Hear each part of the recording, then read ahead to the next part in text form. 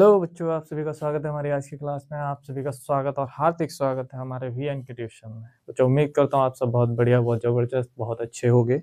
तो बच्चों, आज की क्लास हमारी कुछ कॉन्सेप्ट्स हमारे कंप्लीट हो गए थे पिछली क्लास में, लेकिन आज की क्लास में हम करेंगे बच्चों न्यूमेरिकल्स। ठीक है बच्चों, न्यूमेरिकल्स जैसे कि लास्ट क्लास में हमने क्या अपना मीन, मोड, मीडियन के सारे कॉन्सेप्ट क्लियर कर लिए थे। आज की क्लास में हम क्या करेंगे, उनके ऊपर क्वेश्चंस लगाएंगे। बट क्वेश्चंस लगाने से पहले मैं आपको अगर एक एक तरीका क्वेश्चन कराऊंगा, ठीक है, आप उससे कॉन्सेप्ट समझ पाओगे, कॉन्सेप्ट रिलेट कर पाओगे। ओके, मुझे 1 सेकेंड तो चल।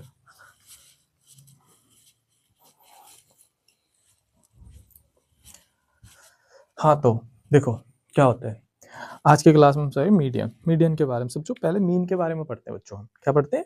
मीन के बारे में। क्या है मीन? ये है आपका मीन। आज का टॉपिक क्या है? मीन। ठीक, एक एक टॉपिक को क्वेश्चंस एक साथ लगाएंगे, कॉन्सेप्ट भी साथ के साथ रिवाइज करेंगे हम लोग। ठीक है, एकदम रिदम से लेके चलेंगे क्वेश्चंस को, और आपके लिए इजी वे बनाना चाहिए, ठीक, जिससे कि आप इजी में समझ पाओ, आपके लिए आसान हो चीज़ों को समझना उस तरीके से। ओके, ये माध्य बच्चों, ये है हमारा आज का टॉपिक। अब माध्य।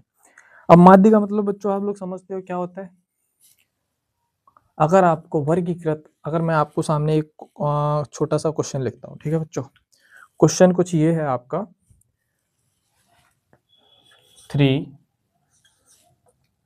4 5 5, ठीक, 8 9 9 9, ठीक है बच्चों, और 13 और 15। मैंने आपके सामने क्वेश्चन लिख दिया बच्चों, ठीक।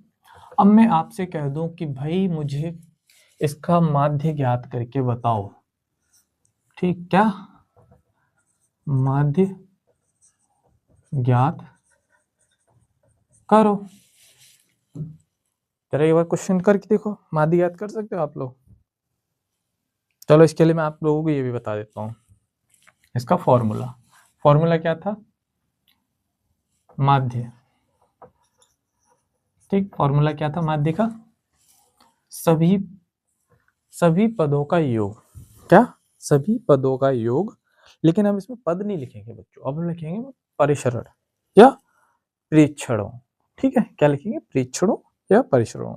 ठीक, सभी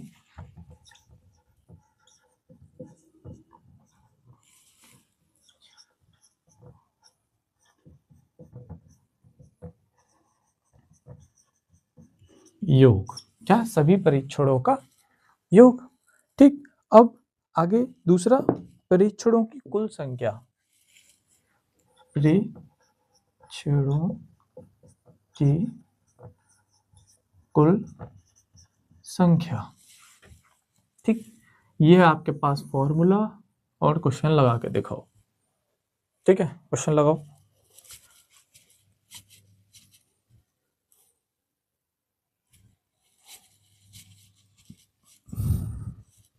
लगाओ क्वेश्चन। कह रहे हो परीक्षण क्या होता है, ये परीक्षण क्या होता है, ये यही बच्चा मात खा जाता है। आपके सामने माध्य ज्ञात कीजिए, ठीक, ये लिखा है, ठीक, सभी परीक्षणों का योग। ठीक, क्या? सभी परीक्षणों का योग, इन सब का योग करो भाई, इन सब का योग कैसे करोगे? 3 + 4 + 5 + 5 + 8 + 9, ठीक, +9 + 9 + 13 + 15, ये है आपके पास। ठीक, ये हो गया सभी परीक्षणों का योग करने का तरीका, ऊपर वाला। अब वो नीचे गया, परीक्षणों की कुल संख्या।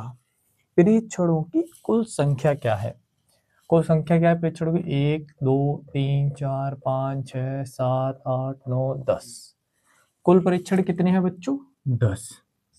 मतलब इनके number of terms and addition of terms, मतलब पदों की योग तथा पदों का योग पता होना चाहिए आप लोगों को, ठीक, और पदों का संख्या पता होनी चाहिए, मतलब ऑब्जर्वेशन। ठीक, observation some of observation and number of observation, English में हम बोल सकते हैं, मतलब परीक्षणों की कुल योग, सभी परीक्षणों का योग तथा परीक्षणों की कुल संख्या। देखो क्या है, इन्हें ऐड करो आपस में। 5 5 कितना हुआ बच्चों, 10, 9 9 27, ऐसे ऐड कर लो। ठीक है, कितना इजी रहेगा, यहाँ से 27 और ये 7, ठीक, 7 ये हो गया आपका। ठीक, अब इसे ऐड करो, कितना हो गया 28। अब इन सबको आपस में ऐड कर दो, कितना हो जाएगा 27, 10, 20, 7, 60, 80, 80 हो गया बच्चों आपका। कुल सम क्या निकला बच्चों आपका 80। ऊपर के क्या निकला इन सबको जोड़ के 80/100। ये एडिशन करने का तरीका है भाई, सबका अपना अपना होता है। मैंने आपको शॉर्ट ट्रिक बताई, अगर आपको ज्यादा नंबर ऑफ टर्म है तो आप इस तरीके से कर सकते हो, इजी है। ठीक, अब इसका माध्य निकालना था हमें। ठीक, माध्य निकालने के लिए क्या, माध्य। ठीक, अब क्या करना है बच्चों, इसमें इसे इससे काट दो। कितने टाइम्स गया, 8 टाइम्स गया। 8 क्या निकला हमारा माध्य। अब माध्य देखो कितने टर्म से, 1 2 3 4 5 6 7 8 9 10। ठीक, अब जो माध्य हमारा निकला वो 8 निकला। इसका कितना निकला 8। अगर आपको इस तरीके से डाटा दे रखा है तो बच्चों आप ऐसे कर सकते हो इजीली। ठीक, अगर आपको ऐसे लोकली डाटा दे रखा है, ठीक, तो आप इस तरीके से करोगे। अब मान लो अगर आपको ग्रुप डाटा दे दिया जाए, ग्रुप डाटा कैसा बच्चों, कि आपको एक टेबल दे दी जाए। ठीक, उस टेबल में आपको बोल दिया जाए कि भाई इस टेबल में माध्य याद करके बताओ, कैसे याद करोगे। तो अब देखो मैं तुम्हें वो बताता हूँ कैसे याद करते हैं। ठीक, देखो इसे हटाओ यहाँ से, क्लियर। सबसे पहले एक टेबल आपके हाथ में होगी। टेबल क्या है बच्चों आपके पास, टेबल है आपके पास कि मार्क्स, मतलब एक क्लास है। ठीक, उसमें बच्चों के नंबर हैं। ठीक, नंबर दे रखे हैं बच्चों के, तो बच्चों के नंबर, मैं पहले नॉर्मल टेबल बनाता हूँ आप लोगों के लिए। टेबल किस तरीके से बन के आएगी, मार्क्स। ठीक, क्या है, मार्क्स कितने हैं।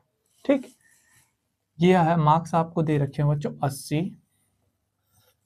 ठीक, 80 से स्टार्ट करते हैं मार्क्स देना, फिर 75%, फिर 70% के कुछ बच्चे हैं, कुछ 60%, वो 65% के बच्चे हैं, फिर 60% के बच्चे हैं, कुछ 55% के बच्चे हैं। ठीक है, ये आई आपकी टेबल। ठीक है बच्चों,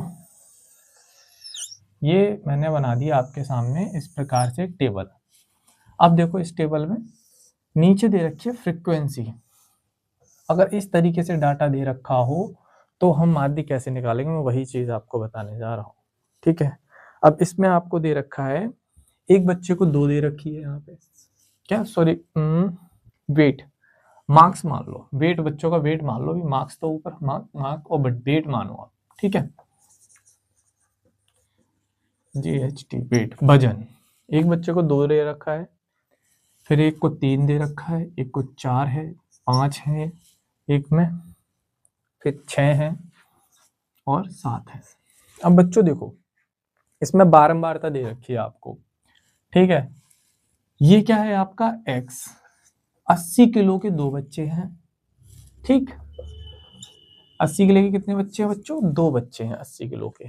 ठीक, 75 किलो के 3 बच्चे हैं, 70 किलो के 4 हैं, 65 किलो के 5 हैं और 60 किलो के 6 हैं, 55 किलो के 7 बच्चे हैं। तो ये क्या है आपकी फ्रीक्वेंसी। फ्रीक्वेंसी क्या बताती है हमें, बारंबारता, कितनी बार आई है वो चीज। ठीक, समझे यहाँ तक क्लियर। अब देखो बच्चों यहाँ पे आके आपका सर घूम जाएगा कि अब सर इससे आगे हम कैसे करेंगे, अब हम माध्य कैसे ज्ञात करेंगे। अब हम इसमें, हमने सोचा था 1 लाइन वाला आता है, हम इजीली कर लेते हैं, बट सर हम इसमें कैसे करेंगे, यहाँ फंस जाएगा बच्चा। थिंकिंग करो कि इसमें भाई ऐसे कैसे, मतलब इसमें तो बहुत डाटा दे रखा है, कैसे करेंगे हम। तो बच्चों आपको जब एग्जाम में आप सॉल्व करोगे तो आपको क्या करना है, सबसे पहले, ठीक, आपको लिखना है एक साइड पे मार्क, ठीक, x, ओके, एक साइड में लिखोगे आप वेट, वेट एफ। क्लियर? अब इस टेबल को आप बना लो।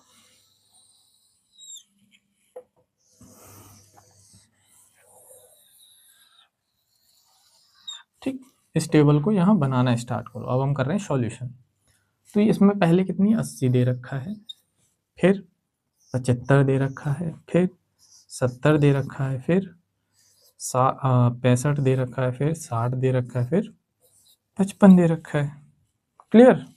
यहाँ तक बच्चों को दे रखा है। फिर अब इसमें ऐसे करो। ठीक, ओके।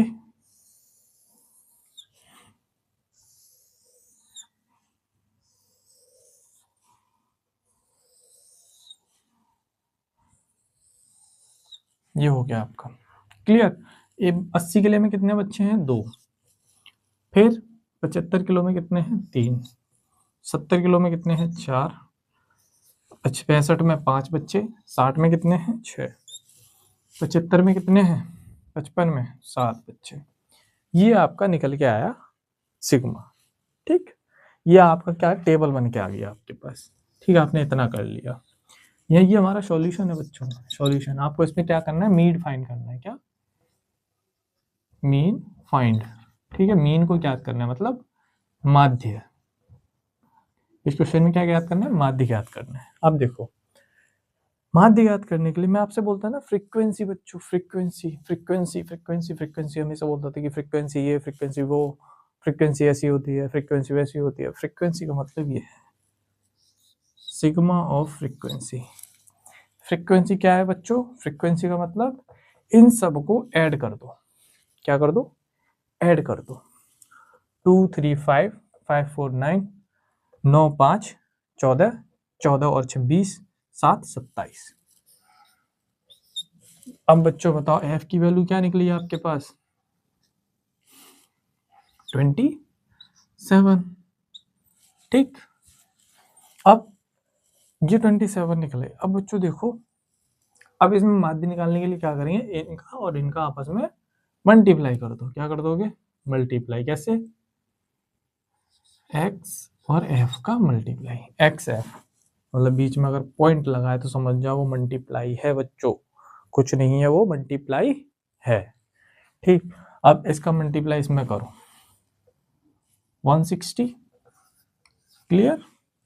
ठीक, 75 का 3 में करोगे कितना आएगा? 225। ठीक, 70 का 4 में करोगे 280। 65 का अगर 5 में करोगे आप तो कितना आएगा? 325। 6 का इसमें करो, अब 7 का 7 पंजे 35, 7 पंजे 35 और 3 38। ठीक, मल्टीप्लाई करने के बाद हमारा ये आ गया है ना। क्या? सिग्मा एफ एक्स हमने कैसे निकाला? एक्स का और एफ का आपस में मल्टीप्लाई कर दिया, हमारा सिग्मा एफ एक्स निकला। अभी सिर्फ हमारा एफ एक्स निकला है बच्चों। क्या निकला है? सिर्फ एफ एक्स निकला है, उससे ज्यादा कुछ नहीं निकला अभी तक हमारे पास।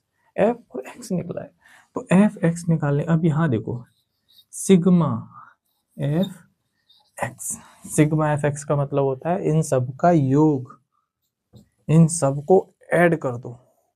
ठीक, अब जब आप इन सबको ऐड कर दोगे तो आपके पास क्या निकल के आएगा बच्चों? क्या आएगा निकल के? 175 1735। आप चाहो तो इन सबको ऐड करो, क्योंकि क्लास का टाइम बचाने के लिए मैंने आपको दे रखा डायरेक्ट आंसर। ठीक है, अभी हमें माध्य अभी हमारा निकला नहीं है। माध्य हमारा क्या निकला है? क्या निकला? Sigma F x. क्या निकला? सिग्मा एफ एक्स की वैल्यू क्या निकली है? 1735। ठीक, ये निकला है हमारा। अभी हमने मीन की वैल्यू फाइंड ही नहीं की है। अब मीन की वैल्यू कैसे फाइंड होगी बच्चों? मीन की वैल्यू मैंने आप लोगों को बताई थी कैसे। अगर मैं एक्स पे ऊपर बार लगा रहा हूं तो वो क्या है बच्चों? वो है आपका माध्य।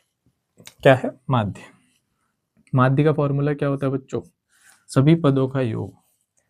तो सभी पद कौन से हमारे पास? एफ एक्स, हमने पद निकाले, क्या है एफ एक्स, क्या है x F sigma, clear, upon sigma F, क्या सिग्मा एफ, क्या कर दोगे सिग्मा एफ बट्टे में रख दोगे। तब हमें वन लाइन में अगर ये डायरेक्ट लिख के दे देता तो आप क्या करते, ऐड करते, नंबर ऑफ टर्म कितने हैं डायरेक्ट कर देते। बट आपको बच्चों यहाँ वैल्यू एन दे रखी 27 बच्चों, ये 27 है 25 नहीं है, ठीक है, क्या है 27 है बच्चों ये, ठीक। अब देखो इसमें क्या करना है, एफ एक्स की वैल्यू कितनी निकली आपकी, यहाँ से निकली एफ एक्स की वैल्यू, मल्टीप्लाई किया फिर इन सबको ऐड किया, सिग्मा का मतलब एडिशन, ठीक। ये ऐड करने के बाद क्या है बच्चों आपका 1735 अपॉन 27 बच्चों, क्या 27, ठीक। अब आपको इसका माध्य ज्ञात करना है, माध्य कैसे करोगे ज्ञात, अब भाई सिंपल ही इसका उठा के इसमें डिवाइड कर दो, इजी, क्या कर दोगे डिवाइड कर दोगे। तो डिवाइड करने पे क्या आएगा बच्चों आपके पास, आप इसे पहले छोटे छोटे में काट लो, 3 से काट लो पहले, देखो 3 से कटेगा या नहीं कटेगा,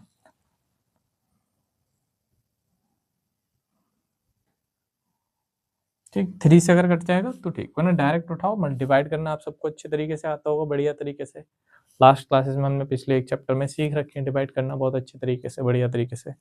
तो अभी इसका डायरेक्ट आंसर क्या आएगा बच्चों 64 पॉइंट, क्या आएगा।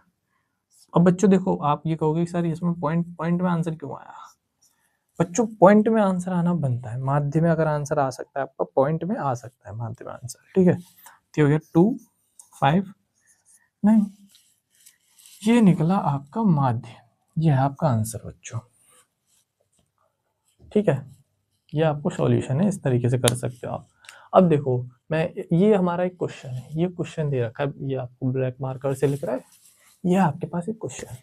तो इस क्वेश्चन में बच्चों आपसे बोला गया है कि भाई हमें मीन फाइंड करके दो, इसका माध्य फाइंड करके दो। माध्य कैसे निकालोगे, माध्य निकाल के दो कि इसका मीडियम क्या है, एक एवरेज क्या है इसका, माध्य मतलब एवरेज क्या है, ठीक। औसत, औसत कैसे निकालते हैं, सभी का योग करके नंबर ऑफ टर्म्स कितने होते हैं उनका बट्टे कर देते हैं, एवरेज निकल आता है। इसे हम एवरेज भी कह सकते हैं, मीन भी कह सकते हैं, दोनों कह सकते हैं, क्लियर।